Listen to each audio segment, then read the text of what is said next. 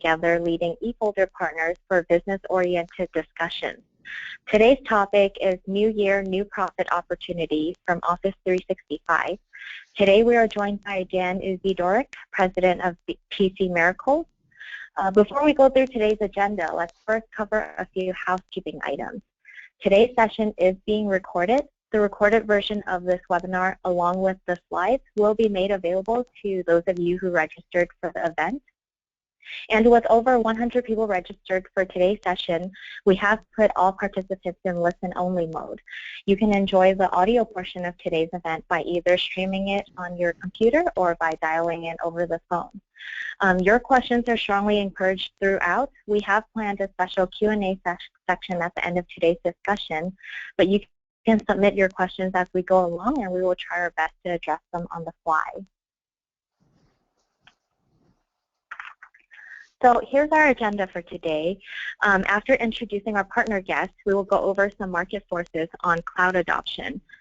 Then we will briefly introduce a cloud-to-cloud backup solution for Office 365. Next, we will learn about PC Miracles' deployment of cloud-to-cloud backup and the success Dan has in deploying the solution to his clients. And finally, we will go into an interactive Q&A session and answer any remaining questions that you have. So now let me introduce our partner guests. Dan first started PC Miracles in 1994 when he was just 16 years old. Dan's grandfather and dad came from Poland and both had their own businesses here. So Dan knew early on that he didn't want to work for someone else, at least not for long. So by the age of 19, Dan's sole focus was on PC Miracles. His company has grown over the years. In 2010, Dan was voted one of the top 250 managed service providers in the country by MSP Mentor. He was one of 2 MSPs from Michigan to make the list. Dan has written chapters in 3 published books. They are 30-Day Business Makeover, You Will Overcome, and The Tech Multiplier, which became an Amazon bestseller. Dan, thanks so much for joining us today, and welcome. Thank you for having me. So Dan, if you don't mind, could you tell us a little bit about PC Miracle? Yeah, we're obviously, like most people that started back in the 90s, we were a break-fix shop and just kind of chugging along. And then I think it was around 2007, 2008, we converted to an MSP model and converted a lot of our clients over to that, and it really helped us to be able to move forward and grow a lot quicker. So we've always, even before being an MSP, I always had several reoccurring sources of income, like back in the days of DSL. We've always done email and website hosting, so I always liked reoccurring. So MSP made the right, made sense for us. So we just went down that, and we've been growing. We found Cloud Finder a while back, and it's been a great product for us. Yeah, great. Yeah, definitely I agree that transitioning to a managed services model is definitely the way to go to keep up with, the trends in the industry. Okay, so let's get into our market forces. So in recent years, people and organizations have been largely moving to the cloud. Last year, 2014, was the first year that a majority of the workloads started to be in the cloud. And currently, about 80% of businesses have reported using at least one cloud application in their organization. So it's really no surprise that it is estimated by 2018, businesses will be spending $180 billion on cloud services.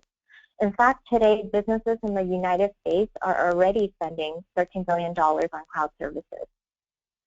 So moving to the cloud has really unlocked many productivity benefits for businesses. Not only are employees able to access their work anytime while on the go, but cloud services have also made it easier for employees to collaborate together on projects. And this is not to mention that storing data and work in the cloud is more cost efficient.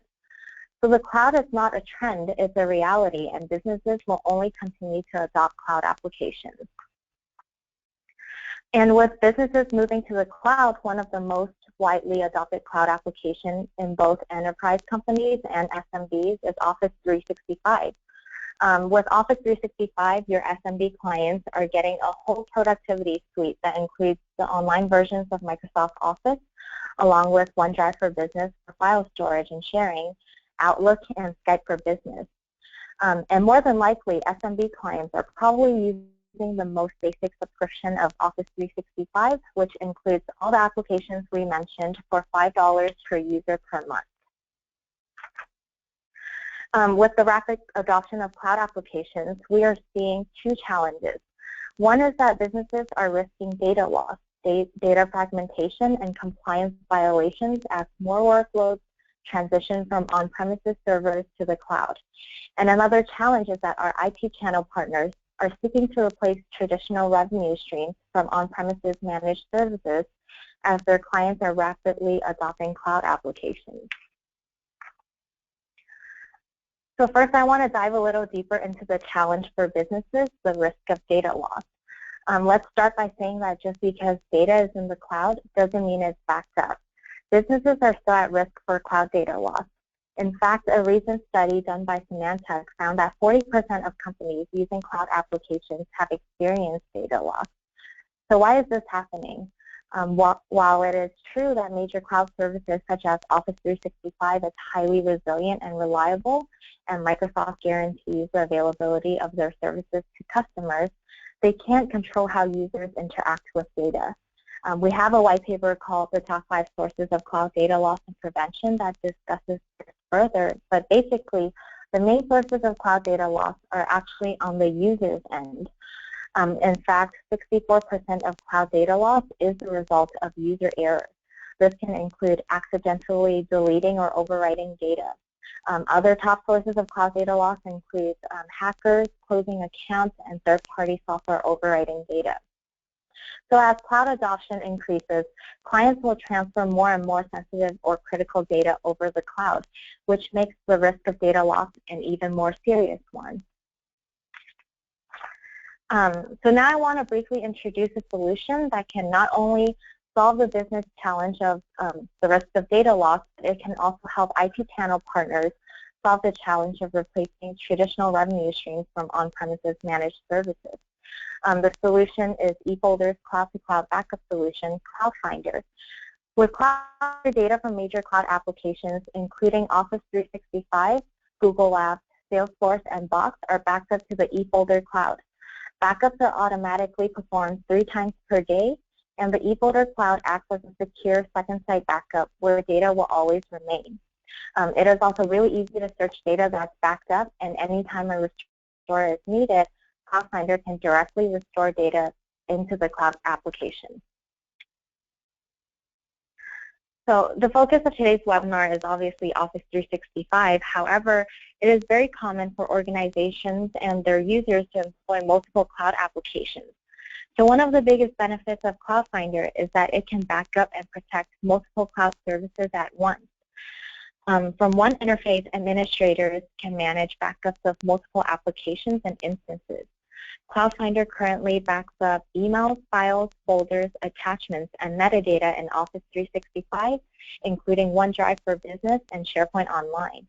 CloudFinder also backs up data in Google Apps, Salesforce, and Box. We also have other major cloud applications that we are currently working to back up. And what CloudFinder backs up within each application is really anything that users can accidentally delete.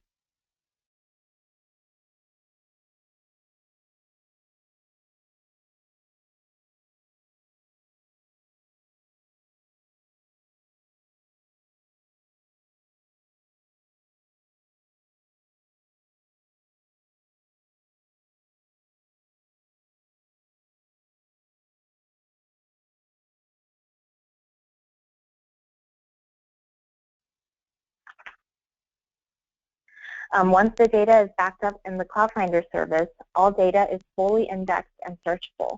MSPs can easily search across all applications or all instances that are being backed up by CloudFinder. The search can either be very general or very refined. Search results can also be sorted by date or relevance. This can also be further narrowed down to specific users or grouped by type even.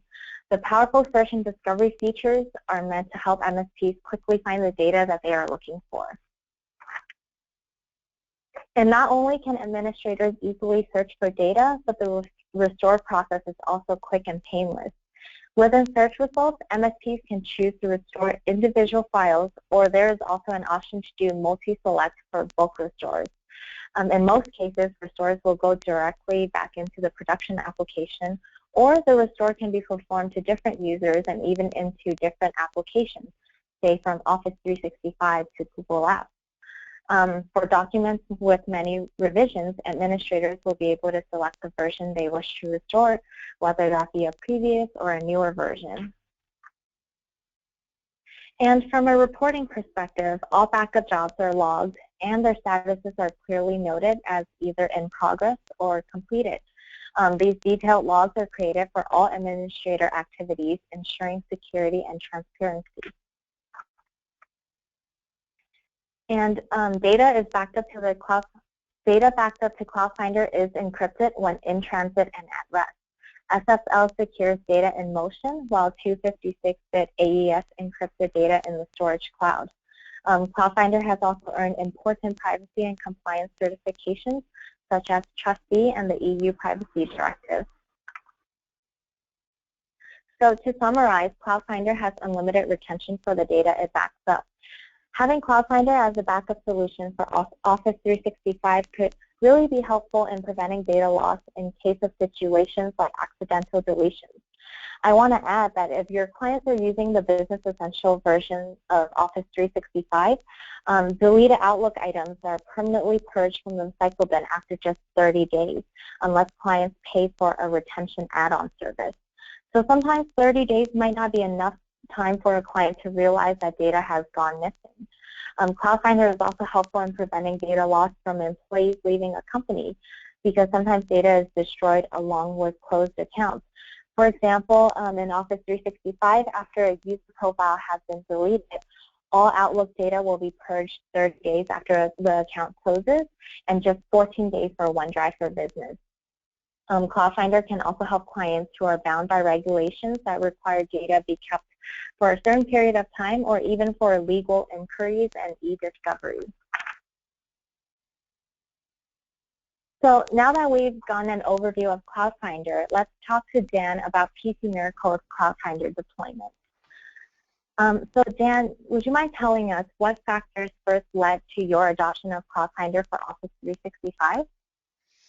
Yeah, we were looking for a solution because we had clients that were using 365, and you know, they didn't bring it up as a need initially. We thought to ourselves that it's really not best to put all the trust in Microsoft for backing up that data, especially when, you know, we're the MSP and having to educate the clients on that. So we started to look for a solution, and you know, we found Cloud Finder. Okay, and how long ago was this when you first adopted Cloud Finder for Office 365? Oh man, I think this was 2-3 years ago. Okay, wow. All right, so did you consider any other cloud backup solutions when you were first looking? Yeah, when we did our research, we saw some other solutions, but through testing and so forth, Cloud Finder made the most sense. Okay. And how many clients are you currently backing up with Cloud Finder? Right now, we're backing up across all the clients. It's just under 1,000 users. Wow. Okay, and do your clients know that Cloud Finder exists and it's running and backing up their data in the background? They know we're providing a service that is, you know, enabling us to do that. They might not all know it's called Cloud Finder, but yeah, they're aware of it. Okay, great. So communicating the value of backup to clients. Well, first let's start with who are your typical Office 365 clients? We have some HR, some manufacturing. I don't know if there's really a typical. So. Mm-hmm. Would you say they are mainly SMB clients? Oh, for sure. Yeah. Okay. For sure. And typically, how do you start the conversation with clients about backing up their Office 365 data? We just educate them that, by doing it, with having everything on Office 365, that Microsoft is backing it up, but they have retention restrictions and limits, and we just feel better that we would like to have some sense of control of the client's data. So Cloud Mm-hmm. Finder really allows us to do that. Okay, and when is it most appropriate to start this discussion about backing up Office 365 with your clients? Is it when they initially engage in managed services with you guys, or it's after a data loss incident has occurred? We always start the conversation right from the beginning. We don't wait for the data loss. All the clients that we've educated on about it, they've all chosen to go forward with it. But our stance has always been, if we're going to offer a solution to either a problem or a potential problem, that if the client chooses not to move forward with it, we ask them to sign a waiver removing liability from us. Okay, and when these clients, when you first start working with these clients, they're already using Office 365. Is that correct? That's correct. Yeah. Yeah. Okay, so is client resistance to having a backup for Office 365 common? If so, how do you handle that? Once you fully educate them and show them really the pros to having that extra layer, and some of the stories we have from what's happened with other clients once we've had the solution in place, there's really not a huge amount of a resistance, because it's a very competitively priced solution for what's being done. And in today's world, all of our clients freak out, right, if their email goes down. So their data is so important on their email, and especially when you get into the situation where you have clients that there's a compliance need for them to retain years and years of data, or ex-employees or anything along those lines, then it's an automatic no-brainer. Right. So how many of these clients would you say have compliance needs? I'd say probably about 60–70% of them, somewhere in that ballpark. Wow. Okay. And I know you mentioned that you educate your clients. Would you mind telling us a little bit more about how you do that? Do you paint certain scenarios for them, such as, your email could go down and you would not have access for hours? How do you do that? If it's a new client that already has 365 in place, during the client onboarding, we have it as part of our checklist to go through and say, hey, we know you have 365 in place, and kind of like I went over, is we go through some scenarios of how it's helped existing clients, and just some of the areas where it can protect them, from something major happening. Right. What are some of those scenarios, if you don't mind sharing with us? You have it before where a client will say, say it's one of our primary points of contact that a client asks for an email box to be deleted. Well, if that ticket's put in and it's put in by the right people, then it's typically going to get executed on. So there's been scenarios where we've had to go back and restore those mailboxes because that was a mistake in communication. So that's been one main thing. Right. So email is really like a strong point in addressing to clients because they don't want their email to go down, right? Well, yeah, you can't stop it from 365 going down, but you they obviously cannot lose any data, especially if it's from an ex-employee. So. Right. Okay, so why don't we go ahead and, get into one of the use cases that I know you told me about a human resources company. So they had an incident where you had to help them restore data from Cloud Finder. So Dan, why don't you tell us a little bit about that? Yeah, this is kind of the same thing that I just reviewed, but really what they did was they asked us to delete the mailbox because the employee was leaving, and it's actually, I believe it was a short-lived employee. That's why they weren't with the company very long.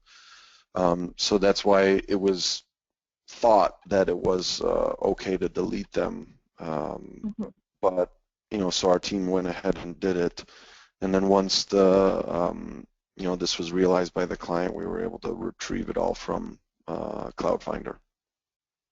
Okay, so at the time when they asked you guys to delete the user profile, were they aware that there is some sort of backup running? I would have to guess that the user that asked us was not aware of it, but definitely the client was very much aware of it. Okay, so how was the restore process? When you went in and restored this entire account for the client. I talked to the service department about this. I think they said it took around 10 or 15 minutes to restore what was needed to restore the box back in. Oh wow! And everything was there. Everything that the client needed. Yep, there was nothing missing. Great. So I know you also told me about another incident with a manufacturing company. Would you mind going in more detail? Yeah, so we had basically a client that they have multiple locations across the country, so they use 365, and they used it before they came on with us, and we use it, not just to back up the email, but the SharePoint portion of their 365 was being backed up with us too. And the service team let me know that basically another employee was accessing a document and then accidentally overwrote the updates. So we were able to restore that, as you can see, in about 10 minutes. So, we weren't able to get that data from 365. So the nice thing about Cloud Finder is it's storing all the revisions in there. So it's quite easy to restore. Okay, so how easy was it to go through all those different revisions and find the correct one?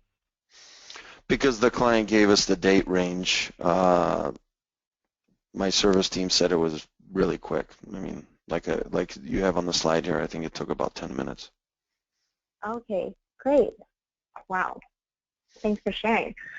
So I know Dan gave us 2 specific case studies on, incidents where he had to restore data using Cloud Finder, but I also want to share a few use cases that are pretty common and, that might warrant a need for Cloud Finder.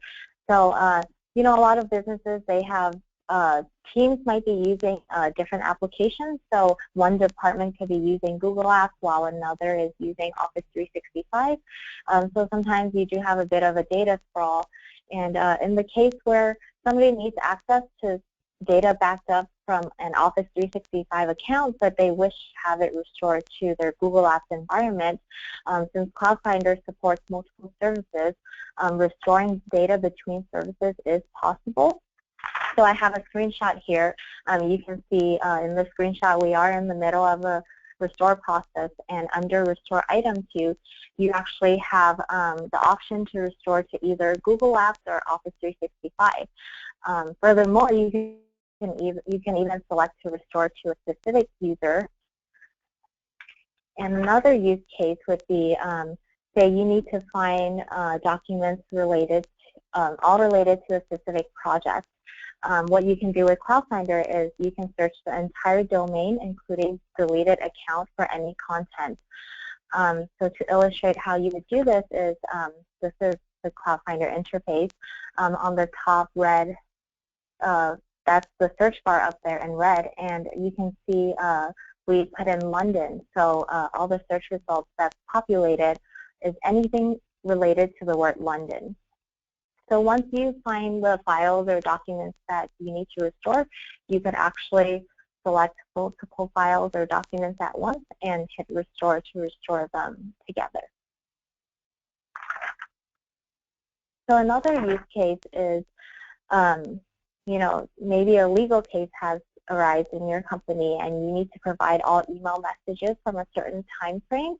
And some accounts may have been deleted already, but no problem. Cloud Finder has it all retained, and you can actually export all emails related to that certain time frame, and you can actually export all of that.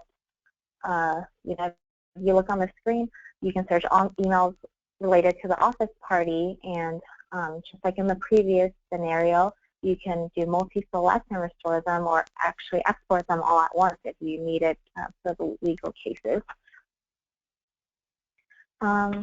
So Dan, I have a couple more questions for you. Would you mind sharing with us how you price and package Cloud Finder for Office 365? We're pricing at $3 a user per month. Okay, $3 per user per month, and this is for all your clients? I mean, I'm not sure if you, I know you provide managed services, so do you ever like bake that into a contract, or okay. It's more of an add-on? Yeah, we have a couple of clients that are that came through us to for a need for the backup, so we have a couple of them on that. But then the majority of them, it's either baked into their MSP, or if it's a legacy client, and they decide to go to 365, we do it as an add-on charge. So. Okay, and you know, when you bake that into the contract, how do you determine the cost? Is it listed somewhere in the contract so the client can see that, you know, they have a add-on backup service for their Office 365? It's listed in what were included in their plan, and one of them is going to be Office 365 backup. We're not even going to name it Cloud Finder, and you know, since it's baked in, we have, you know, our total MSP price per user, so they can see when they increase users what the increase would be across the board. Okay, and is this usually, you know, by default it's part of the contract, or you would actually talk to the client first and see if they want it? If it's a new client that has 365 in place, and it's somebody that we have 3 tiers of plans. If it's somebody that's going to go for the top tier plan, which is, you know, unlimited on-site and remote, then it's just going to be in there. It's not even going to be given an option. But if it's somebody in a lower tier plan, it will be listed as an option, and, you know, their choice. Okay, and for clients who, you know, decline, will you, you know, try to further educate them and get them to add on the backup? Oh yeah, for sure. You know, like I said, no one, once we have gone through that education, no one's said no to it if it is an add-on price, because it is very low. You know, it's not that. Okay. I think it's very competitive. Yeah, that's great. And for the clients who you're, you know, charging the flat $3 per user per month, what type of clients are these? Are they not in a managed services contract with these? They're not. There's some clients that have 100+ users that already have on-staff IT and augment their IT needs with us. So they might use us for Cloud Finder, and then also escalating, you know, more serious issues to us or projects. Okay, and you know, for all your Cloud Finder clients, you know, do you sort of cap how many times they can restore, say in a month, a year, or you just do it for them as needed? We just do it for them because it's so far and few between. It's not that frequent. So. Okay, and what about storage? Do you ever charge extra for storage? You guys aren't, so we haven't done it. No. That's great. Okay, so we have a question from David. He is asking for the $3 per user per month. Do you limit the amount of data backed up to your clients? And how much do you charge above the base amount? Which is very similar to the question I just asked you. Yeah, I mean, unless something's changed, I don't believe that you guys are charging for space. Is that correct? From what I recall. I do believe that we include, I have to find out the correct amount, but I think it's either 30 gigabytes or 50 gigabytes of storage. So, you know, usually that's more than enough because it is pulled at the partner level. So you could actually provision the storage to your individual clients however you like, as long as you don't go over your total storage. Okay, so yeah, I don't think we have anyone that has, because I skim the bill and then have our office manager audit everything, but I don't believe we have anyone that's red flagging on, you know, going over the limit. So it hasn't been an issue. Mm-hmm. Okay, and you know, David's also asking, what do you charge as a startup cost? How long does it really take to implement CloudFinder? For us to implement it, it does not take a lot of time at all. If it's somebody that's coming on an MSP contract, we just, you know, bring it on as part of our, you know, onboarding. We don't really charge separate for it. If it's somebody that's just using us for CloudFinder, then typically in that scenario, it's somebody that already has on-staff IT, and they're going to, you know, we're going to set up their account and so forth, and then they're going to do the implementation from there. Got it. So for clients with the on-site IT administrators, how easy is it to have them implement the solution? Do they ever come back with questions or roadblocks? From what I'm aware of, the service team here has never said that we're getting like a large amount of calls from them. And I do recall one of them coming online a while back, and we just set up the account, gave them the login, and I don't think we ever heard from them again. So, okay, so nice. I know, yeah, that's pretty nice. So for MSPs, obviously, from one dashboard, you can manage all your different instances of Office 365 backed up or all the other applications you have backed up. But how often would you, you know, actually give clients the login to go into that dashboard and manage it themselves? It's only the on-site IT staff that we give it to those. Otherwise, if it's a client that's on MSP, then we don't give them access to that. They don't really have a need for it, and they just ask us to do whatever is needed. Okay. So for the clients with the on-site IT administrators, would you say you guys co-manage the Office 365 backup? Yeah. I mean, if they have a need that they need some support on, they'll come to us.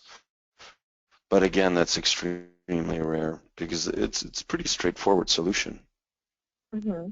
And how often would you say you actually have questions, or your team has questions and have to reach out to the CloudFinder support team? I mean, with any new, you know, offering, it's going to be more in the beginning. But you know, we've been using it so long, and it's overall pretty straightforward. I don't believe we contact support very often. Okay, great. And I also wanted to ask, do you use CloudFinder to back up any other applications for your clients? We do have a small amount of users on one client that's using it for Salesforce. So. Oh, wow. And how is that experience been? That is one of the internal IT clients, so they really manage that. I haven't heard of any issues or, you know, with it at all. I see. Okay. So, Dan, how has adopting CloudFinder for Office 365 benefited your MSP business? It's just like any of the clients that have on-prem Exchange or on-prem servers. Really, our job is to, our number one job with everything is to make sure our client never loses any data. So our proactive team is always looking at all types of backups, so it's all the BDRs and everything, but a piece of that is looking and making sure that, the Cloud Finder is set up for all the users, and also, it's giving not just the client, but our team the peace of mind that if something does need to be restored, we can do it quite easily with 360, from a 365 aspect. Right, definitely. And how has adopting Cloud Finder for Office 365 benefited your clients? I mean, it kind of goes the same way, right? It's just another layer of security. It's just right. We're able to restore what's needed.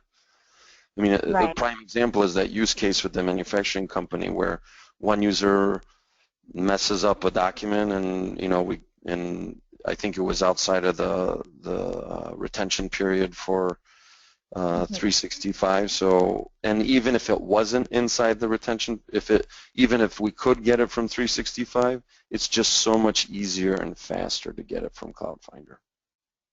Right. Okay.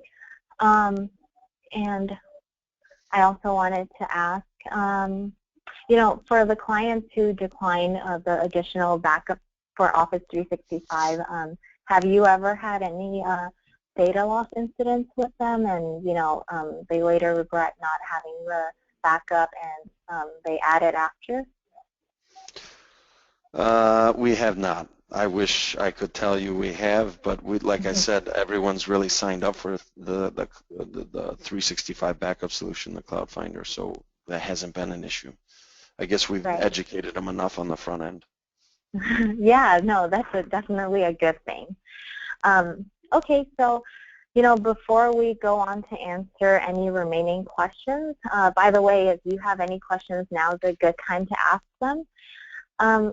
Before we go on to answer any remaining questions that you have, I just want to introduce eFolder's Cloud Finder Client Awareness Playbook. This is a playbook that eFolder's marketing team has created, and in the playbook are a number of white label assets that MSPs can use to help you educate clients and prospects about data loss and the need for a cloud-to-cloud backup solution. So included in this playbook are white papers, emails.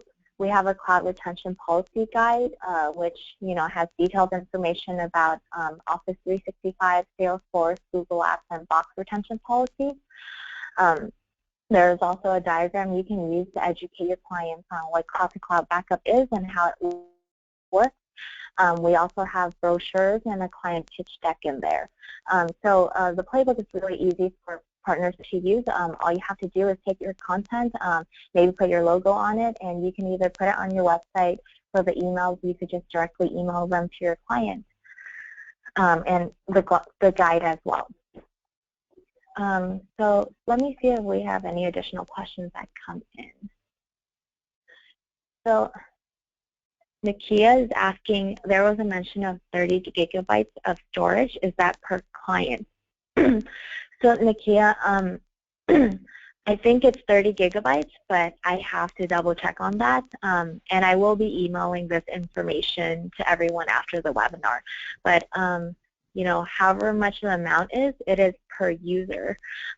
So if it's 30 gigabytes, it's 30 gigabytes per user, but it is pulled at the partner level. So the MSP has a total storage amount of 30 gigabytes times however many users they have, and they could actually provision the storage however they want to their individual clients. So great, Dan. We'll just wait another minute to see if we have any additional questions that will come in.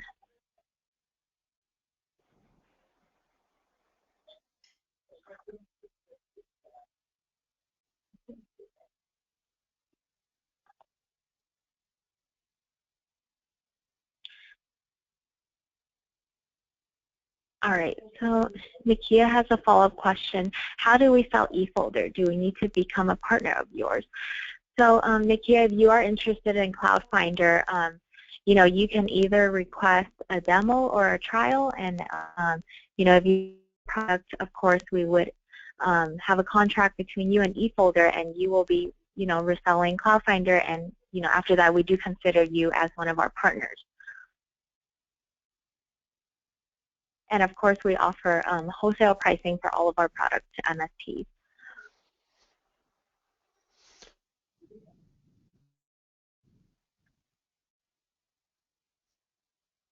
So Jashan is asking, is the Cloud Finder backup solution only available if the user is working on Office 365? So Cloud Finder currently backs up Office 365, Google Apps, Salesforce, and Box. So if you have clients using any of those applications, we will be able to back up their data.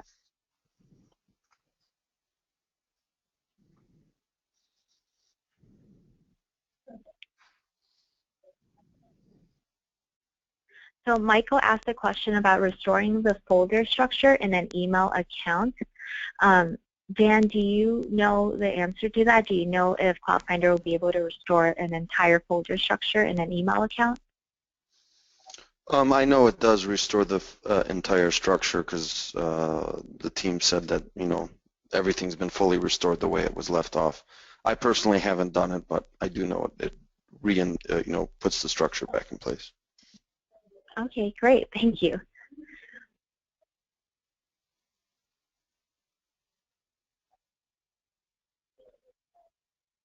So David is asking about whether we back up other cloud applications, for example, Evernote. So we are working to build more integrators and be able to back up more applications. I am not sure what is on the roadmap exactly, but hopefully soon we'll be able to add more services to Cloud Finder. And Michael has a follow-up question about, the question about the folder structures. He is asking if for SharePoint, will you be able to restore an entire folder structure as well? I believe so, but again, I haven't done the work for a long time, so a couple of years. I would have to check with the team. Yeah, I believe the answer is yes too.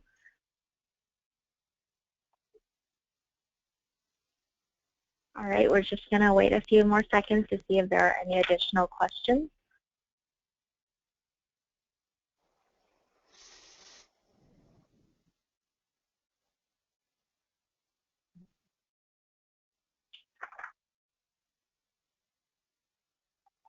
All right, looks like we've got all our questions answered.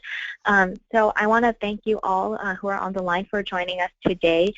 Dan, thank you so much for taking the time and coming on to share your Cloud Finder deployment with us.